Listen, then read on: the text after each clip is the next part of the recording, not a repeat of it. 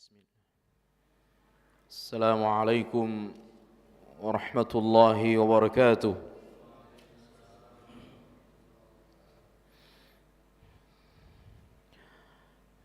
Innal hamdalillah nahmaduhu wa nasta'inuhu wa nastaghfiruhu wa natubu ilayh.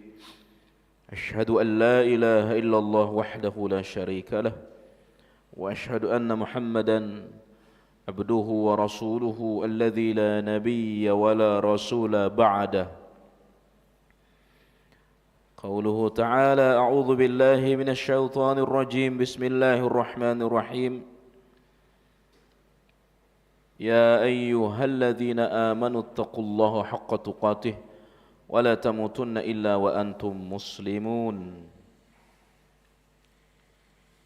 يا أيها الذين آمنوا اتقوا الله وقولوا قولا سديدا يصلح لكم أعمالكم ويغفر لكم ذنوبكم ومن يطع الله ورسوله فقد فاز فوزا عظيما فإن أصدق الحديث كتاب الله وخير الهدي هدي محمد صلى الله عليه وسلم وشر الأمور محدثاتها وكل محدثة بدعة وكل بدعة ضلالة وكل ضلالة في النار. عباد الله jamaah Masjid Al-Hidayah yang dimuliakan Allah Subhanahu wa taala. Alhamdulillah kita bersyukur kepada Allah pada sore hari Ahad pekan ketiga ini kita melanjutkan membaca kitab Minhajul Muslim, kitab yang ditulis oleh Syekh Abu Bakar Jabir Al-Jazairi rahimahullahu ta'ala. Dan pada pertemuan yang lalu, pertemuan terakhir, kita telah membahas adab terhadap diri kita. Adab terhadap diri kita, di mana ini menjadi penting sebelum kita beradab kepada orang lain. Maka pertama kita harus beradab kepada diri kita. Ya, di antaranya sudah kita bahas taubat, muraqabah, muhasabah, dan mujahadah. Mujahadah, bersungguh-sungguh dalam ketaatan kepada Allah Subhanahu wa taala. Dan pada hari ini fasal ke-6, yakni adab terhadap makhluk. Adab terhadap makhluk, ciptaan Allah Subhanahu wa taala selain kita. Yang pertama adalah adab kepada orang tua. Adab kepada orang tua. Bapak Ibu jamaah yang dirahmati Allah Subhanahu wa taala, Syekh menjelaskan kepada kita setiap muslim harus meyakini pada dirinya bahwa ada adab besar, ada adab yang agung yang harus dipenuhi kepada kedua orang tua, yang merupakan hak orang tua dari kita.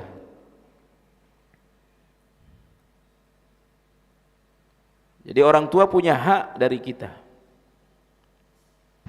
yang itu harus kita tunaikan, karena sesungguhnya orang tua kita telah memenuhi kewajibannya kepada kita anaknya. Kita sering menyampaikan atau memahami, sebelum orang menuntut haknya, terlebih dahulu dia harus menunaikan kewajibannya. Dan sungguh demi Allah, orang tua kita telah memenuhi kewajibannya. Yang kalau kita baca di dalam kitab Riyadhus Shalihin, kewajiban orang tua kepada anaknya, ya, nanti juga kita akan masuk pada bab akhlak kepada anak, yakni tasmiyah, pemberian nama. Kita sudah dikasih nama yang bagus oleh orang tua kita, ya. Walaupun mohon maaf, orang tua kita ini tidak mengambil dari Al-Quran, tidak mengambil dari hadis atau bahasa daerah, tetapi niatnya adalah, tujuannya bagus, ya. Tetapi mereka sudah berusaha memberi nama yang bagus untuk anaknya, walaupun kalau tidak didasari kepada ilmu bisa ada yang menyimpang, tapi mereka berniat baik. Jangan kemudian mentang-mentang dari Al-Quran lalu dikasih nama tuh kepada anak. Herman, ada yang punya nama Herman? Herman, kemudian Jannah, mentang-mentang surga artinya. Hermanul Jannah, Herman itu artinya terhalang. Jadi kalau dikasih nama Hermanul Jannah, terhalang dari surga. Tapi ini saya ambil dari Quran, Ustaz, ya, tapi niatnya bagus, ya, caranya yang salah. Atau bahasa daerah, niatnya bagus. Nah, itulah orang tua kita, selalu ingin menghadirkan yang terbaik untuk anaknya, sampai kemudian anaknya berhasil, orang tua bangga, orang tua senang. Itu bisa satu kampung tuh tahu gaji anaknya.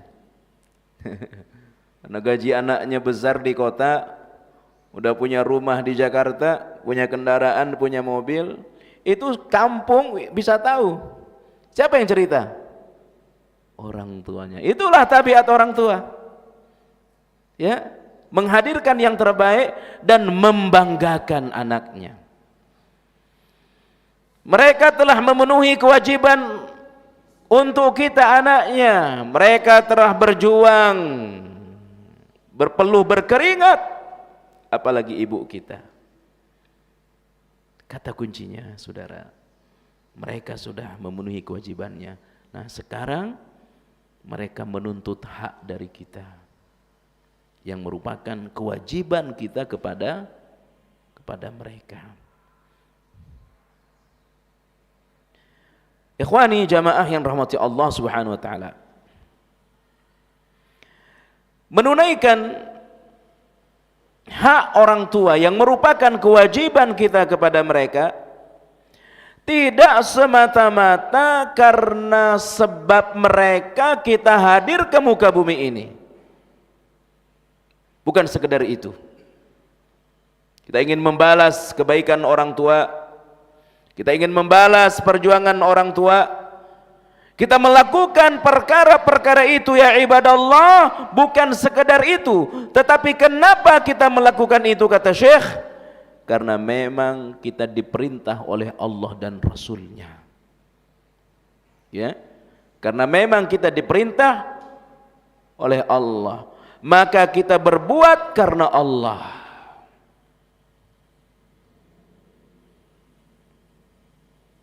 Allah Subhanahu wa taala telah mewajibkan setiap muslim untuk taat, berbakti dan berbuat baik kepada kedua orang tuanya karena Allah, bukan semata karena ingin membahagiakan orang tua. Sebab kadang-kadang, ya ibadallah, kalau untuk membahagiakan orang tua saja bisa jadi hal-hal yang terlarang pun dilakukan tuh, karena niatnya membahagiakan orang tua. Orang tua minta sesuatu, ya, bisa dipenuhi walaupun dengan cara yang tidak benar. Maka kita taat, kita mengabdi, kita membahagiakan orang tua kita pertama karena itu merupakan perintah Allah Subhanahu wa taala. Maka ketika mereka minta kepada kita, menuntut kepada kita yang bertentangan dengan Al-Quran, bertentangan dengan aturan Allah, maka kita tidak akan mengikutinya. Ya. Ibadah Allah,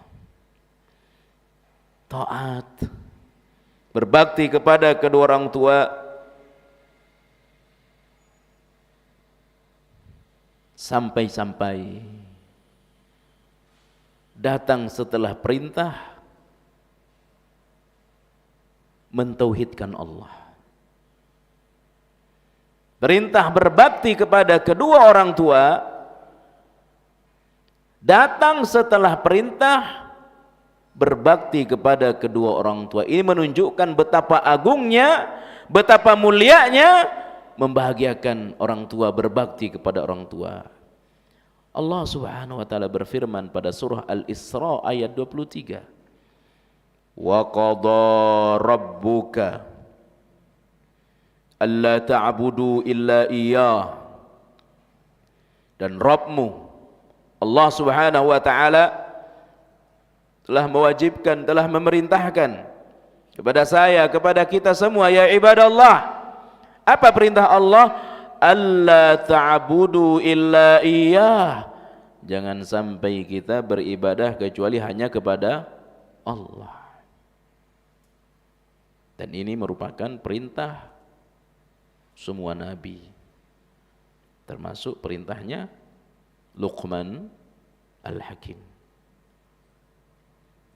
Setelah itu ya ibadallah, wabil walidaini ihsana.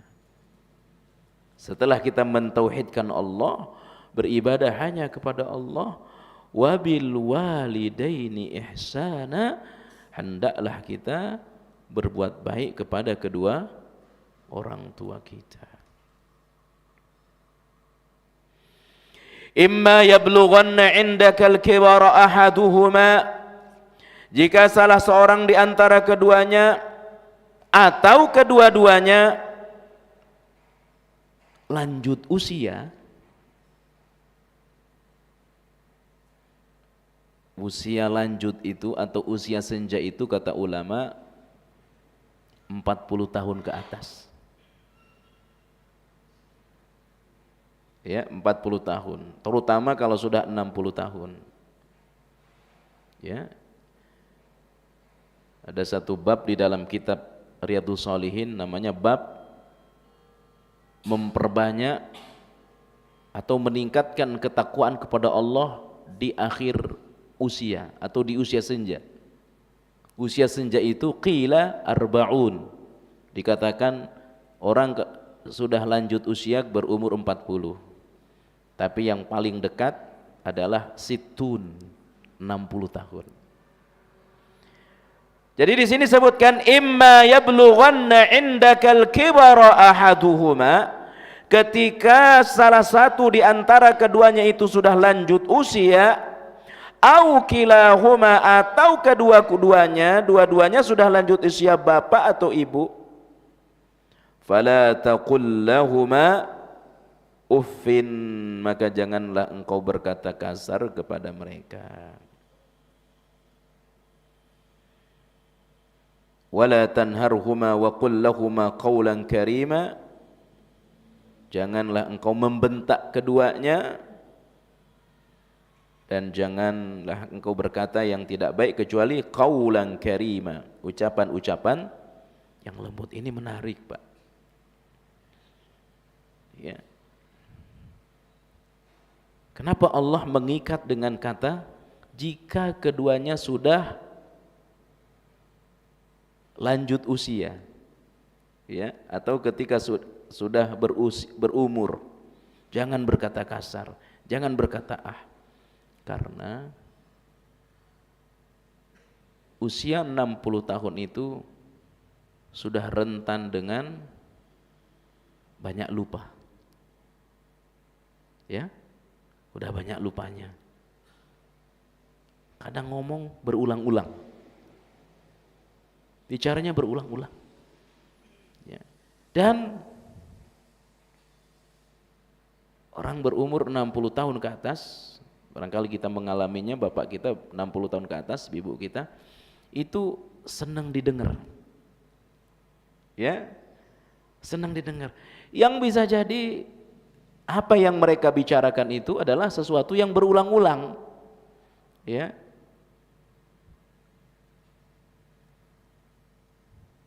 Nah, kadang-kadang nyebelin. Ya, kadang-kadang ceritanya itu aja. Gak ada yang lain. Nah, kita sebagai anak bisa emosi. Ya. Masa itu lagi ceritanya? Ya, emang nggak ada cerita yang lain? Makanya Allah menyebutkan kepada kita, jika keduanya sudah ya berusia lanjut, jangan berkata jangan berkata kasar. Emang kalau bapak kita masih muda boleh berkata Emang ibu kita kalau masih muda usia 40 boleh berkata Nah, ini rahasianya. Kenapa Allah menyebut jika keduanya sudah lanjut usia, jangan berkata karena di usia 60 tahun ke atas itu orang tua ingin banyak dibersamai, ingin banyak didengar. Ini kadang-kadang anak sibuk aja dengan dunia sendiri. Yang penting anak bisa ngasih uang ke bapaknya. Yang penting udah ngasih uang ke ibunya. Nggak peduli. Ya. Mau kayak mana ibunya, mau kayak. Padahal sebenarnya usia 60 tahun itu orang tua itu pingin dibersamai. Ya. Pingin selalu dideketin. Materi itu nomor sekian, Pak. Ya. Itu penting kita kasih uang. Tapi jauh lebih penting kita selalu ada di dekat dia. Makanya konsepnya di sini indaka. Coba perhatikan, indaka. Indaka itu artinya dia bersama kamu. Ya. Dia bersama kamu. Di saat mereka berusia lanjut. Kita selalu ada dalam kehidupan orang tua yang sudah berumur 60 tahun ke atas. Ya. Makanya sangat nikmat sekali kalau rumah kita itu dekat dengan orang tua. Apalagi serumah dengan kita. Tetapi itulah orang tua.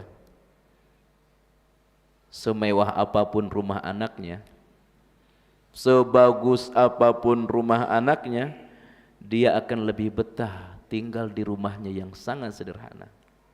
Itu rata-rata tuh orang tua tuh.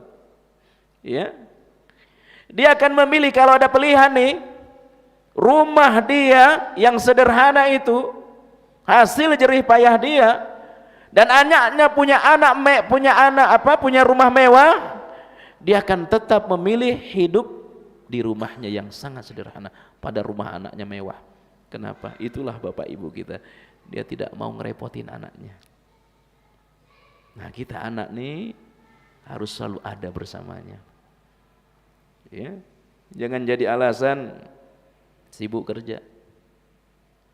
Maka kalau orang tua kita berada di kampung, jangan biarkan mereka menderita dengan kerinduannya. Ini kadang-kadang 2 tahun nggak pulang tuh. Nah, yang penting ngasih duit.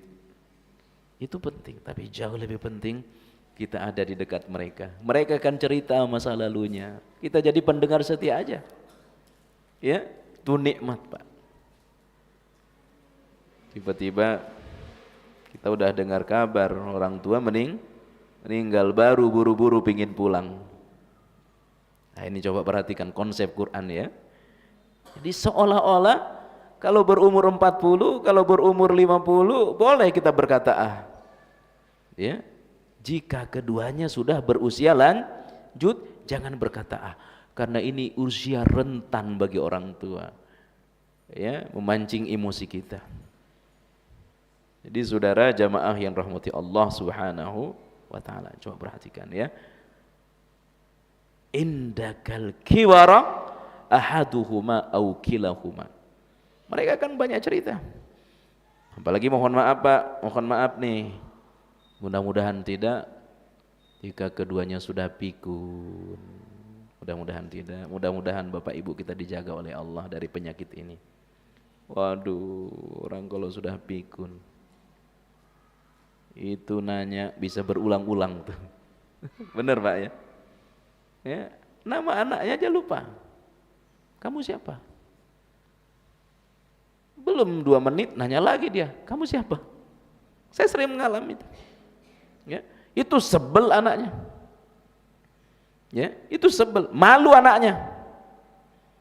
Ya, tapi kalau kita menerapkan ayat ini, apapun keadaan orang tua kita, kita tidak akan pernah malu punya orang tua seperti mereka. Kita tidak akan pernah merasa rendah punya orang tua seperti mereka. Subhanallah. Ikhwani, jamaah yang rahmati Allah Subhanahu wa taala, dan orang tua di usia senja, apalagi sakit-sakitan, mudah-mudahan tidak Bapak Ibu kita. Kalau ada, ini kesempatan bagi kita untuk lebih mudah masuk surga. Ya. Ini kesempatan bagi kita lebih mudah masuk surga. Ikhwani jamaah yang rahmati Allah Subhanahu wa taala. Kita sudah paham betul. Dan kita pasti sudah mendengar ketika Nabi didatangin oleh malaikat, saat beliau berada di tengah para sahabat, beliau naik atas mimbar, beliau memiliki 3 anak tangga. Tangga pertama beliau berkata amin. Naik tangga kedua amin. Naik tangga ketiga beliau berkata amin. Tanya para sahabat, ya Rasul ada apa? Kenapa engkau di setiap anak tangga berkata amin? Beliau katakan, sungguh merugi orang. Sungguh merugi, sengsara orang. Jumpa dengan Ramadan, keluar masuk bulan Syawal, dosa-dosanya tidak diampuni oleh Allah. Ini orang yang sangat merugi. Mudah-mudahan kita jumpa dengan Ramadan. Kurang berapa bulan lagi nih? Berapa bulan lagi Ramadan? 3 apa 4? 4 ya. Mudah-mudahan Allah pertemukan kita dengan Ramadan. Merugi itu, kata Nabi. Dipertemukan dengan bulan Ramadan, tapi keluar masuk bulan Syawal, dosa-dosanya tidak diampuni. Sangat rugi itu orang. Yang kedua, Nabi berkata amin karena sungguh merugi orang, kata malaikat Jibril. Siapa? Dipertemukan dengan orang tuanya di saat dia sudah dewasa. Orang tuanya udah senja, dia udah besar seperti kita ini. Kita masih punya orang tua nih. Tapi ibadallah, keberadaan orang tua itu tidak bisa menghantarkan kita ke surga. Inilah orang yang paling merugi. Orang tuanya sudah senja, dia sudah besar, tapi dia tidak masuk surga. Apa artinya? Bahwa orang tua ini adalah kunci surga bagi kita. Di dalam satu riwayat disebutkan oleh Rasulullah sallallahu alaihi wasallam, orang tua ini adalah pintu surga yang paling tengah. Ya. Kita disuruh memasukinya. Keberadaan orang tua ini adalah perkara yang sangat mudah untuk memasukkan kita ke surga, terutama ketika keduanya sudah senja. Maka saya ulangi, sungguh merugi orang-orang yang dipertemukan dengan orang tuanya tetapi tidak bisa menghantarkan dia ke surga. Ikhwani, jamaah yang rahmati Allah Subhanahu wa taala. Sungguh beruntung kita. Sungguh beruntung kita masih punya bapak. Sungguh beruntung kita masih punya ibu, ya ibadallah.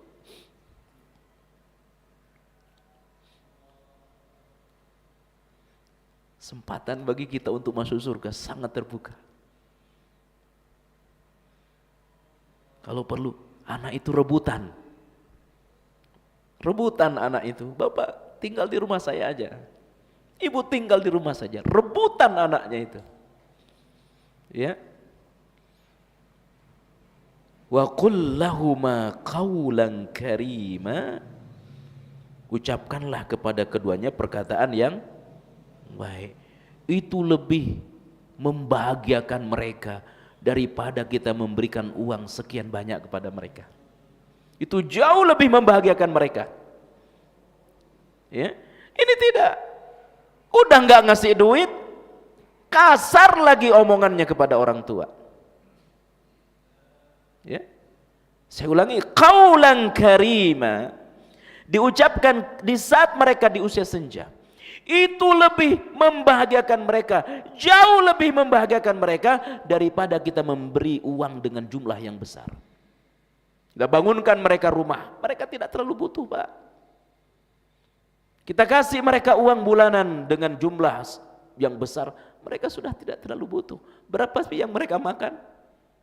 Ya, berapa suap yang mereka makan? Selera makan mereka udah sangat rendah. Yang mereka butuhkan adalah ucapan-ucapan lembut dari anaknya. Yang mereka butuhkan adalah ucapan-ucapan lembut. Yang mereka butuhkan, kita ada di samping mereka, duduk dengan mereka, satu meja dengan mereka, makan bersama mereka. Itu yang mereka butuhkan.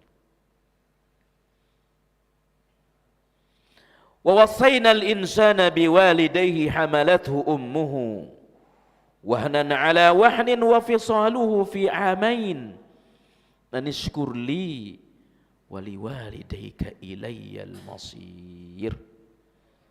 Dan kami perintahkan kepada manusia, kepada saya, kepada kita semua ya ibadallah, pada saudaraku jamaah Masjid Al-Hidayah, Allah perintahkan kita. Apa perintah Allah? Bil walidaini, untuk berbuat baik kepada kedua orang tua. Hamalathu ummuhu, ibuku, ibu kita ya ibadallah, mengandung kita, wahnan, dalam keadaan lemah. Subhanallah, 9 bulan kita berada dalam rahim mereka. 9 bulan. Gak normal cara jalan mereka, gak normal tidur mereka ya ibadallah. Bangun susah. 9 bulan. Ibu saya, ibu kita semua mengalami itu.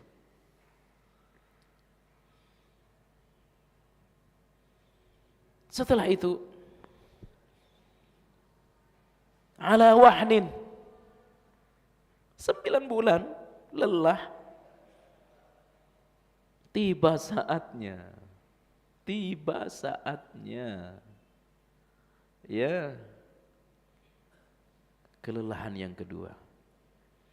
Kalau di dalam kitab Syarah Adabul Mufrad, ada kitab namanya Adabul Mufrad. Kelelahan pertama bagi ibu bukan hamil katanya, tapi prahamil. Apa istilahnya? Ngidam. Itu kelelahan yang pertama. Ya, berat. Kelelahan yang kedua, hamil. Ala wahnin, kelelahan yang ketiga, perjuangan mengeluarkan saya. Perjuangan mengeluarkan kita dari rahimnya.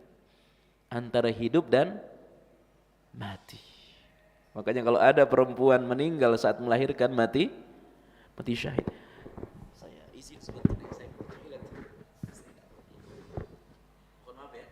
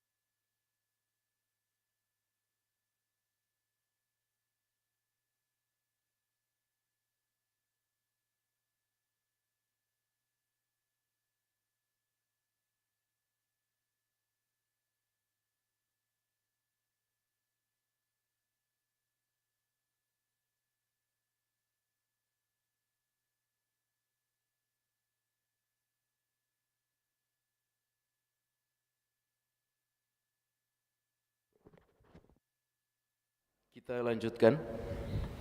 Mohon maaf ya terganggu. Wa wassaynal insana biwalidayhi hamalathu ummuhu wahnan ala wahnin. Allah perintahkan kepada kita semua untuk berbuat baik kepada orang tua. Pertama, ibu yang lelah 9 bulan ala wahnin, di atas kelelahan lagi, antara hidup dan mati, mengeluarkan kita dari rahimnya.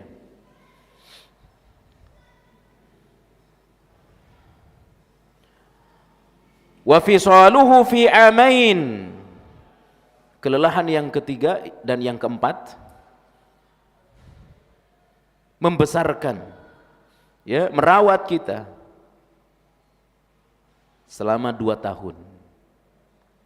Jadi ibu lelah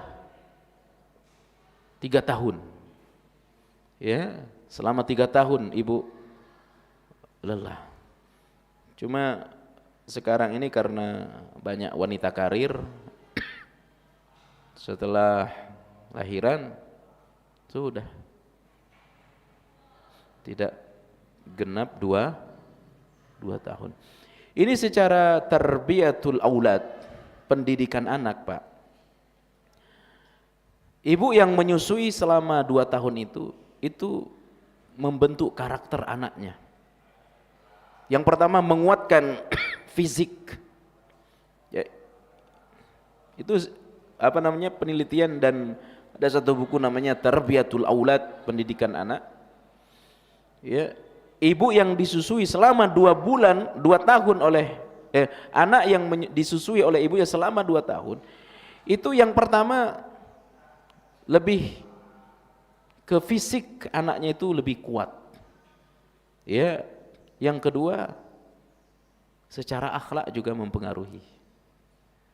Ya, tetapi ya sekarang tadi itu banyak wanita yang punya kesibukan di luar, tidak sampai. Akhirnya banyak juga yang anak sekarang mungkin rentan dengan sakit, mudah sakit. Jadi saudara, ini surah Luqman ayat 14. Makanya surah Luqman itu bukan nabi itu. Dia bukan nabi, tetapi namanya salah satu nama surah, karena pesan dakwahnya itu sama dengan pesan dakwah para nabi. Pesan dakwah Luqmanul Hakim yang pertama mentauhidkan Allah. Yang kedua berbuat baik kepada orang tua. Yang ketiga suruh sholat anaknya. Ya bunayya aqimis sholata. Jadi saya ulangi, ini surah Luqman, Luqmanul Hakim, bukan nabi.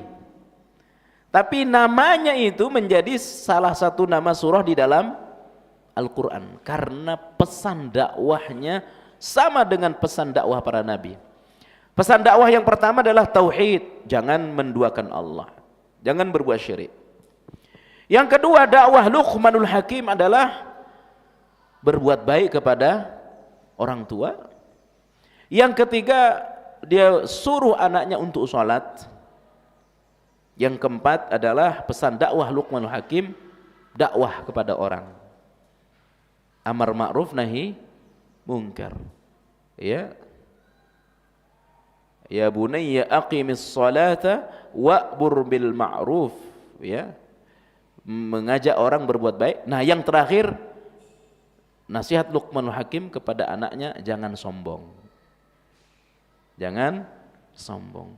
Wala tusair khaddaka linnas wala tamshi fil ardi maraha innallaha la yuhibbu kulla mukhtalin fakhur. 5 pesan dakwah.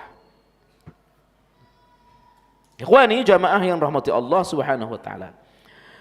Dari ayat tadi maka dapat disimpulkan, dapat difahami Dari kedua orang tua kita, yang paling berhak untuk kita berlaku baik kepadanya adalah ibu kita. 4:1, ya, atau 3:1.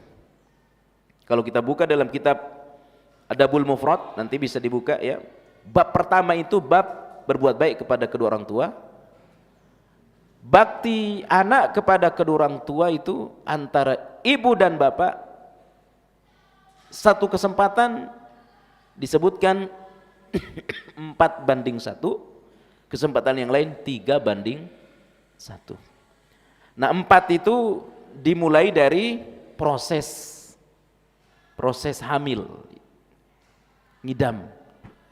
Yang kedua hamil, yang ketiga melahirkan, yang keempat menyusui, merawat 2 tahun. Ya. Kalau 3:1, proses prahamilnya tidak dihitung. Ya, langsung dihitungnya hamil 9 bulan, melahirkan dan menyusui. Kata kuncinya memang ibu lebih berhak. Ya. Maka disebutkan ada seorang bertanya kepada Rasulullah sallallahu alaihi wasallam, siapakah orang yang paling berhak atas baktiku? Nabi menjawab, ibumu. Orang itu bertanya lagi, kepada siapa lagi ya Rasul sesudah kepada ibu? Ibumu. Beliau bertanya lagi, kepada siapa lagi wahai Rasul? Ibumu. Lalu baru bertanya lagi, setelah itu kepada siapa? Ayahmu. Ya. Jadi sini 3:1. Subhanallah. Ya. Sungguh luar biasa ibu kita. Itulah hebatnya perempuan. Perempuan itu sebagai seorang anak, perempuan ya, sebagai seorang anak, itu kalau agamanya bagus, hasil binaan bapak ibunya, 2 keutamaannya. Keutamaan yang pertama, bapak ibunya nggak bakal masuk neraka. Keutamaan yang kedua, bapak ibunya dengan Nabi di surga seperti ini. Itu kehebatan perempuan. Yang pertama sebagai seorang anak, maka bapak ibunya tidak akan masuk neraka. Dan bapak ibunya dengan Nabi seperti ini di surga. Perempuan sebagai seorang istri, kalau dia sholat 5 waktu, jaga pakaian, jaga kehormatan, puasa Ramadan, apa kata Nabi? Dia dipersilahkan untuk masuk surga terserah dari pintu yang mana saja yang diinginkan. Itu hebatnya perempuan. Nah, perempuan sebagai ibu, dia punya hak berbuat baik 3:1. Mudah-mudahan Allah memuliakan ibu kita, memuliakan anak perempuan, dan memuliakan istri kita semua. Bapak Ibu jamaah yang rahmati Allah Subhanahu wa taala. Berikutnya, innallaha harrama 'alaikum 'uquqal ummahat wa mana'a wahatin wa wa'dal banat wa kariha lakum qila wa qala wa kasratas su'ali wa idha'atil mali. Sesungguhnya Allah Subhanahu wa taala mengharamkan atas kalian apa yang diharamkan oleh Allah. Yang pertama adalah uquqal ummahat, durhaka kepada ibu, ya, durhaka kepada ibu. Tapi jangan dipahami kepada bapak boleh. Ya. Di sini ingin ditegaskan, durhaka kepada ibu itu lebih berat dosanya daripada durhaka kepada bapak. Ya. Maka apa-apa itu harus pertama memuliakan ibu. Ya, memuliakan ibu.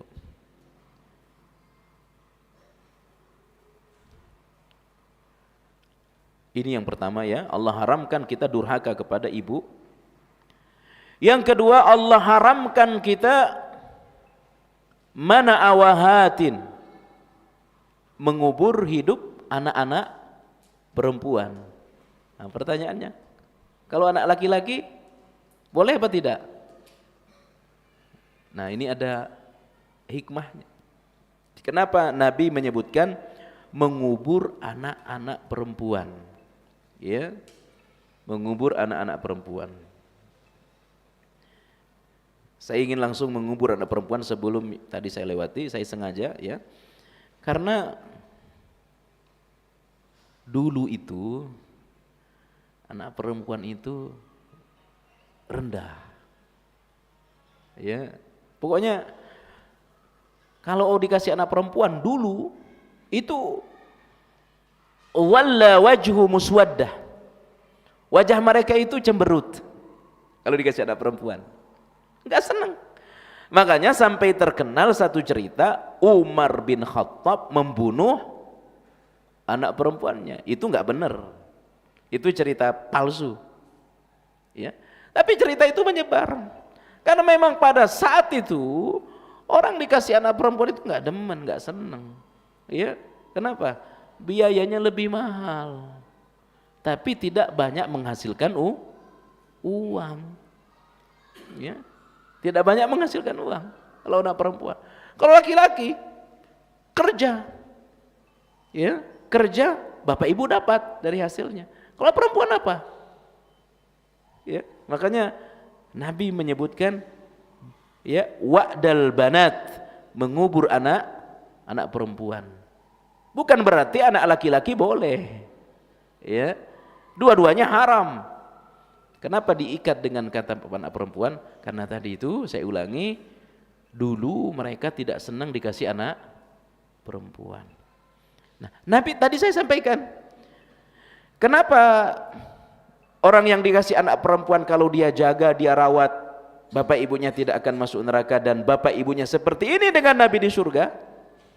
Ya, karena tadi perempuan ini udah biayanya mahal, tiba-tiba ada laki-laki ngelamar jadi suami, dibawa pergi oleh suaminya. Bapak ibunya boleh ngelarang enggak? Enggak boleh. Enak kali kata bapaknya. Saya yang ngerawat, saya yang membesarkan, kok tiba-tiba mau dibawa suaminya? Enggak boleh, enggak boleh. Ya, justru ini dilarang dalam agama. Itulah perempuan biayanya mahal tapi punya suami dibawa pergi oleh suaminya. Nah, itu hebatnya itu anak perempuan. Ya. Jangan dipahami anak laki-laki boleh. Jadi itu anunya, hikmahnya. Yang berikutnya yang dilarang mana awahatin, yakni menahan dan meminta. Menahan dan meminta. Menahan harta dilarang. Makanya jangan pelit. Apalagi sudah masuk dalam kategori zakat mal, sudah sampai nisab haulnya, wajib dikeluarkan. Wahatin dan dilarang meminta. Orang meminta-minta itu nanti di hari akhir gak punya wajah dia saat dibangkitkan. Ya. Hanya orang beriman ini kalau imannya kokoh, sekurang apapun dia nggak bakal mengemis kepada orang. Itu orang beriman. Orang seperti inilah yang layak dibantu. Makanya dalam Al-Quran, yahsabuhumul jahilu aghniya minat ta'affuf, kata Allah. Orang-orang mengira dia itu orang kaya. Orang-orang mengira mereka orang berkecukupan. Padahal sebenarnya mereka itu kekurangan. Kenapa? Mereka punya sifat iffah. Apa iffah? Menahan diri dari minta. Tapi sebenarnya anaknya itu jarang makan. Kompornya itu jarang nyala tuh. Tapi kelihatan orang berkecukupan. Kenapa? Mereka enggak senang meminta-minta kepada manusia. Orang seperti ini yang berhak dibantu. Ini para ulama, para kiai, para ustadz yang hari-hari kesibukannya mengajar Al-Quran, ngajar Iqra. Apalagi kalau di pedalaman Pak, di pelosok-pelosok, ya, di pelosok-pelosok ngajar tiap hari. Itu kadang-kadang Pak, ini benar kalau di pelosok nih, itu bulanannya 5.000. Anak-anak disuruh bayar bulanan, sebulan 5.000. Itu 5 bulan kadang nunggak tuh.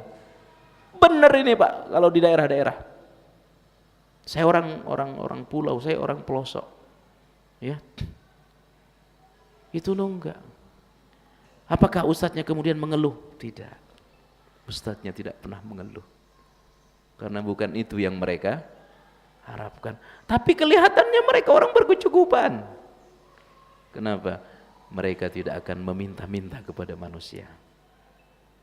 Mereka hanya mau mengadu tengah malam kepada Allah. Ya, makanya nasihat hadis ini jangan meminta-minta. Nah, ada minta jualan, temannya jualan nih. Ya, berapa harganya nih? Kalau sama saya kasih diskon ya harga teman. Ah, ini meminta. Ya, mestinya kalau yang jualan teman janganlah. Kalau ada rezeki jangan ditawar. Ya, ini giliran sama temannya jualan, harga teman berapa nih? Ini meminta-minta. Ya. Kapan nih traktir saya nih? Nah, ini contoh meminta-minta. Padahal tanpa ditraktir dia bisa makan. Ya, kapan ngopi nih? Kamu yang bayar? Jangan. Kita nggak boleh seperti itu. Ya. Mana'a wahatin. Kita dilarang menahan harta kita dan kita pun dilarang untuk meminta-minta. Wa karihalakum qila wa qala wa kathratis su'ali wa idha'atil mali. Yang tadi sifatnya larangan, sekarang sifatnya dimurkai oleh Allah. Apa yang dimurkai oleh Allah? Yang pertama, omong kosong. Katanya, kamu gak dengar ya? Apa? Katanya, nah ini dibenci oleh Allah. Qila wa qala. Makanya kata Rasulullah, cukuplah orang itu dikatakan pendusta. Kafa bil mar'i kadhiba. Cukuplah orang itu dilabeli pendusta ketika dia menceritakan semua yang dia dengar. Ya, saya dengar dari dia kok. Saya enggak memfitnah. Itu dia yang cerita. Itu pendusta itu. Ya. Saya enggak bikin-bikin cerita nih. Ini saya dengar langsung. Ini enggak boleh. Orang mukmin jangan. Qila wa qala, katanya. Ya, menggosip. Ini sangat dimurkai oleh Allah. Nah, termasuk nih adalah mudah menyebarluaskan ilmu hadis padahal belum tentu kesahihannya. Modal semangat, ya, semangat nyebar ilmu, udah dipastikan belum itu sumbernya dari Nabi? Kalau tidak, hati-hati. Ya, qila wa qala dalam urusan manusia biasa itu dimurkai oleh Allah, apalagi dalam urusan ilmu, apalagi dalam urusan hadis. Hati-hati kita menyebar luaskan ya ilmu. Nah, yang terakhir yang sangat dimurkai oleh Allah adalah idha'atul mali, menyanyiakan harta. Meskipun hasil jerih payah kita, menyanyiakan harta. Ya. Artinya belanja tidak tepat, tidak yang dibutuhkan, hanya ingin mengikuti selera hidup, hanya ingin mengikuti gaya hidup orang. Saya juga bisa kok, padahal nggak dibutuhkan, ya, padahal tidak dibutuhkan. Ini namanya idha'atil mal.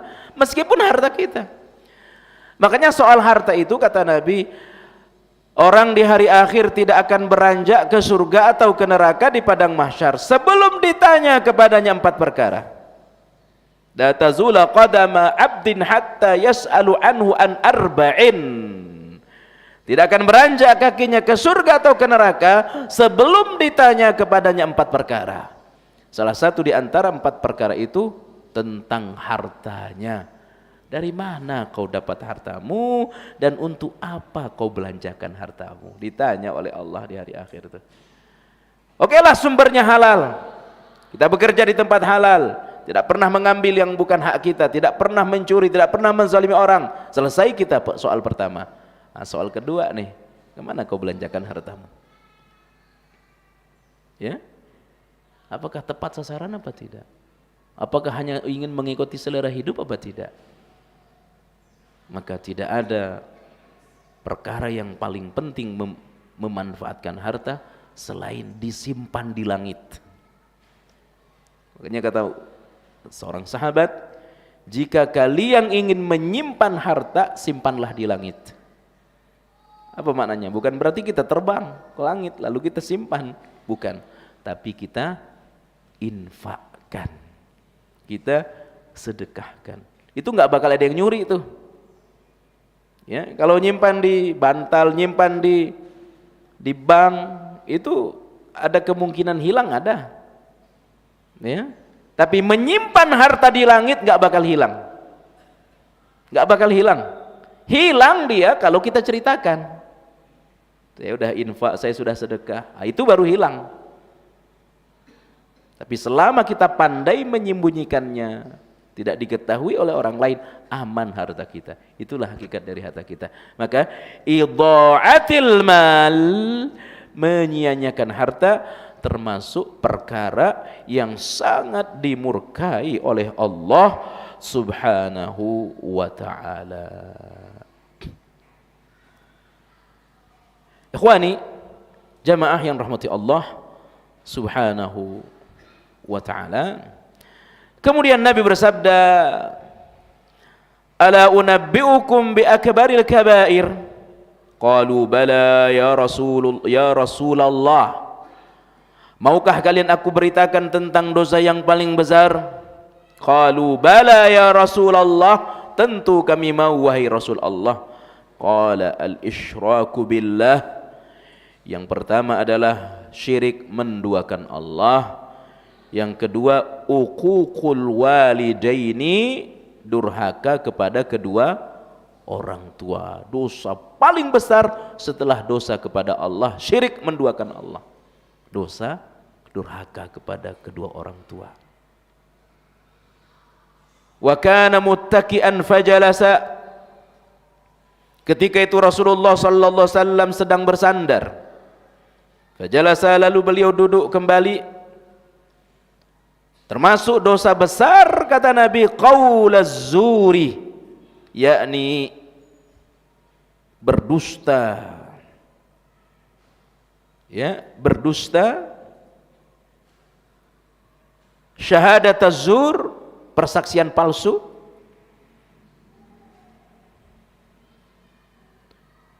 Fama zala yaquluha, diulang-ulang oleh Nabi. Hatta qala Abu Bakrah, qultu laitahu sakata. Ya, kesaksian palsu diulang lagi sama Nabi. Terus menerus mengucapkan kalimat terakhir hingga Abu Bakrah berkata, seandainya saja beliau berhenti, karena diulang-ulang. Artinya apa? Orang senang bohong. Ya, persaksian palsu di pengadilan-pengadilan. Ya, tahu sumpah palsu. Tetapi nomor 2 titik yang menjadi titik penguat di dalam kajian hadis ini, bahwa setelah dosa syirik, menduakan Allah, dosa durhaka kepada kedua orang tua. Wallahu ta'ala alam. Kita cukupkan karena saya ada pengajian lagi di Tanah Abang. Kita akan sambung pertemuan mendatang masih dalam melanjutkan ya adab atau akhlak kepada kedua orang tua, sembari kita akan masuk pada pembahasan adab terhadap anak-anak kita. Sebelum kita tutup, mungkin ada yang ingin ditanya, disilahkan.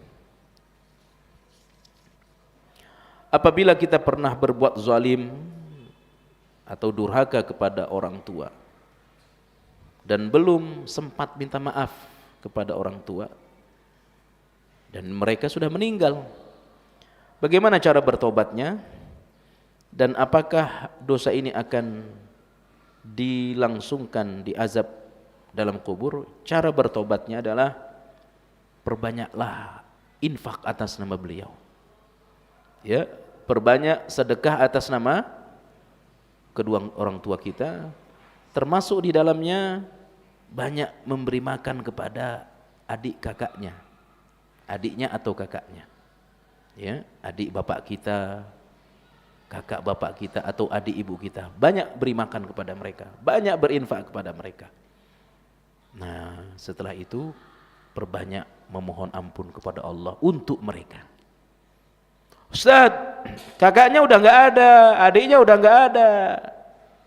Tanyakan siapa teman bapak ibu kita, siapa teman-teman mereka. Banyaklah berinfak kepada mereka. Jadi selain kita berinfak ke masjid untuk ibu kita, untuk bapak kita, banyak berinfak untuk teman bapak ibu kita. Ya, kalau ini sudah kita kerjakan, insya Allah dimaafkan dosa kita secara otomatis. Mudah-mudahan kita tidak akan diazab di kubur lagi dengan sebab ini. Wallahu ta'ala a'lam. Ada yang lain? Silakan. Silakan. Assalamualaikum warahmatullahi wabarakatuh. Masalah tadi kita jangan meminta-minta sama temen, minta traktir segala itu kan, Tat. Itu kan kalau misalkan temen kita nggak peka minta traktirin mulu, Tat. Kita singgung doang boleh nggak, Tat? Gitu. Buat apa kita minta? Buat apa kita singgung? Kita punya duit. Biar dia peka. Jadi jangan minta. Jangan singgung. Jangan singgung. Yang perlu dilakukan traktir dia. Traktirin terus, Tak. Ya? Traktirin terus. Kalau kita punya uang, terus. Ya? Iya, Tat. Makasih, Tat. Dan jangan berharap untuk ditraktir. Kalau kita punya uang, terus. Ya, berarti kita terus punya peluang dapat pahala. Ya, ini nggak peka-peka padahal saya niatnya ini biar dia neraktir saya, kita nggak dapat pahala. Ya. Jangan berharap timbal balik dari kebaikan kita. Ya, innama nut'imukum liwajhillah la nuridu minkum jazaan wala syukura. Inna nakhafu min rabbina yawman abusan qamtarira fawaqahumullahu syarra dzalikal yawm wa laqahum nadratan wa surura wa jazaahum bima sabaru jannatan wa harira. Al-insan. Kita ngasih makan nih kepada teman kita, ngasih makan kepada orang lain.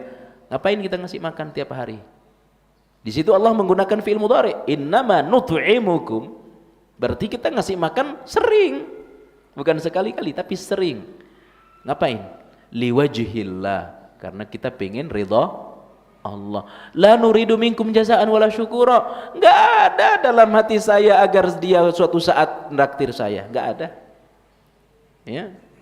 Ini enggak peka-peka ini padahal tiap hari saya enggak, jangan. Ya, hanya mengharap ridha Allah. Ya, kalau gini bisa apa? Kalau kita terus yang neraktir bisa kering juga saya ini. Nggak enak berkawan sama dia, nggak pernah neraktir, jangan. Ya, jadi jangan pernah berbuat baik dengan alasan suatu saat ada timbal baliknya. Cukup Allah yang kita harapkan. Demikian. Yang lain terakhir, monggo. Assalamualaikum warahmatullahi wabarakatuh. Assalamualaikum warahmatullahi wabarakatuh. Pak Ustadz, di zaman dulu, di zaman Nabi, ada kebiasaan orang Arab itu ketika anaknya lahir disusui oleh ibu susu ya, maksudnya bukan oleh ibu kandungnya. Contohnya Nabi sendiri juga disusukan oleh Ibu Halimah kalau tidak salah. Iya. Tadi Pak Ustadz menjelaskan bahwa 2 tahun disusui oleh ibunya sendiri kan sangat baik begitu ya. Tapi kebiasaan orang Arab itu kok berbeda begitu. Ya. Bagaimana pendapat Pak Ustaz? Ini syariat ada setelah Nabi kita. Syariat menyusui 2 tahun itu tentu penerapan ayat ini ada setelah diturunkannya ayat ini. Karena ini syariat Al-Quran untuk Nabi Muhammad. Bagaimana dengan kebiasaan orang dulu? Dapat kita buka di dalam buku namanya Rahiqul Makhtum, Syekh Syafiur Rahman Al-Mubarakfuri. Kenapa kebiasaan orang dulu itu disusuin pada orang lain? Yang pertama, yang menyusuin itu bukan orang kota, orang-orang pedalaman. Jadi biasa orang-orang pedalaman datang ke Mekah mencari anak yang baru lahir. Nah, orang-orang kota seneng. Kenapa? Karena di Mekah itu sudah rusak pergaulan. Pergaulan sudah rusak. Mereka takut akhlak anak mereka itu enggak baik. Kebiasaan anak mereka enggak bagus, maka dibawa ke pedalaman. Ya. Nah, yang kedua, kata di dalam kitab Rahiqul Makhtum, karena bahasa di kota itu udah nggak bener, udah banyak nggak benernya lah. Kalau dibawa ke pedalaman itu bahasanya masih lembut, masih baik, agar mereka terbiasa mendengarkan bahasa-bahasa yang bagus. Nah, yang ketiga, cuacanya di pedalaman itu bagus dan itu mempengaruhi kesehatan. Nah, tentu yang terakhir, mereka ingin memberi makan kepada orang-orang pedalaman. Yang datang itu orang-orang miskin. Kalau di istilahnya ngasih pekerjaan kepada mereka. Ya, demikian. Oke, cukup ya Pak ya. Demikian kajian kita. Insyaallah kita sambung pertemuan mendatang. Subhanakallah bihamdika asyhadu an la ilaha illa anta astaghfiruka wa atubu ilaik. Wassalamualaikum warahmatullahi wabarakatuh.